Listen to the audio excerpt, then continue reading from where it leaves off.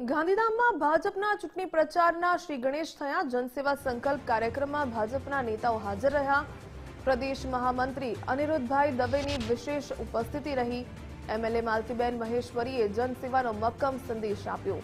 જિલ્લા ભાજપ પ્રમુખ દેવજીભાઈ વર્ચન પણ હાજર। મોટી સંખ્યામાં કાર્યકરો સંકલ્પ સભામાં ઉમટી પડ્યા। સમગ્ર ગુજરાત રાજ્યની અંદર સ્થાનીય નિકાયોના બધાને ચુનાવ ચાલી રહ્યા છે, એટલે કે મહાનગરપાલિકા, નગરપાલિકા, તાલુકા પંચાયત, જિલ્લા પંચાયતની અંદર ચૂંટણીઓ ચાલી રહી છે। એ પૈકી ગુજરાતના 15 મહાનગરપાલિકાઓમાં એક સાથે જનસેવા સંકલ્પનું એક આયોજન થયું છે।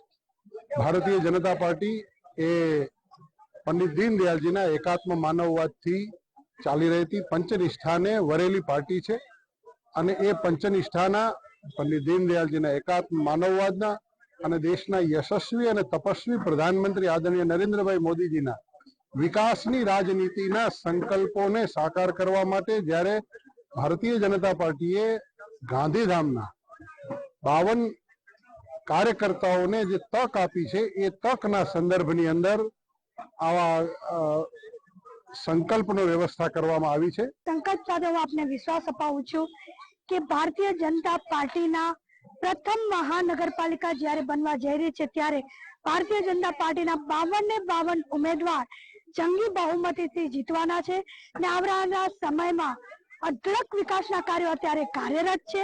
હજી પણ ક્યાંય ખૂટતી કડી હશે અને સૌ સાથે મળીને પરિપૂર્ણ કરવાનો પ્રયાસ ભારતીય જનતા પાર્ટીના જીતેલા તમામ સદસ્યો આવનારી આ ચૂંટણીમાં જ્યારે જીત મેળવીને કોર્પોરેશનની અંદર બેસવાના છે, એના માધ્યમથી એ પરિપૂર્ણ થવાના છે। અમારા અંજાર મત વિસ્તારના લોકપ્રિય ધારાસભ્ય અને રાજ્ય સરકારમાં મંત્રી અમારા સન્માનિત ત્રિકમભાઈ, આ વિસ્તારના લોકપ્રિય ધારાસભ્ય બેન શ્રી માલતીબેન, સૌ કાર્યકર્તાઓ અત્રે કાર્યક્રમમાં જોડાયા છે અને સૌ જે નવનિયુક્ત જેમને પ્રથમ વખત મહાનગરપાલિકામાં ટિકિટ મળી છે એવા 52 લોકોએ આજે અહીંયાથી એ સંકલ્પ જનસેવાનો સંકલ્પ લીધો છે।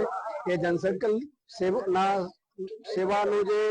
જનસંકલ્પ સેવાનો જે સંકલ્પ લીધો છે, એના દ્વારા એ પોતે એ સતત લોકો વચ્ચે 5 વર્ષ રહી અને લોકોની સેવા કરે એ પ્રકારનો સંકલ્પ અત્રેથી એ લેવામાં આવ્યો છે।